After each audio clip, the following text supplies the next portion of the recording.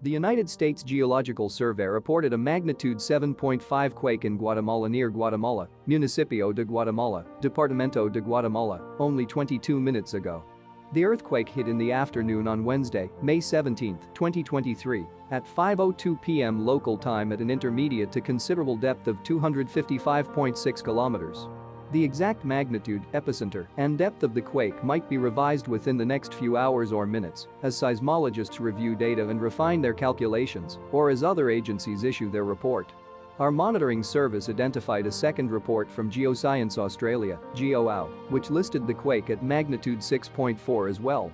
Other agencies reporting the same quake include the European Mediterranean Seismological Center, EMSC, at magnitude 6.1, the Incorporated Research Institutions for Seismology, IRIS, at magnitude 6.4, Italy's National Institute of Geophysics and Volcanology, INGV, at magnitude 6.3, the German Research Center for Geosciences, GFZ, at magnitude 6.1, France's Réseau National de Surveillance Sismique, RéNaSS, at magnitude 5.7, and the citizen-seismograph network of RaspberryShake at magnitude 6.4.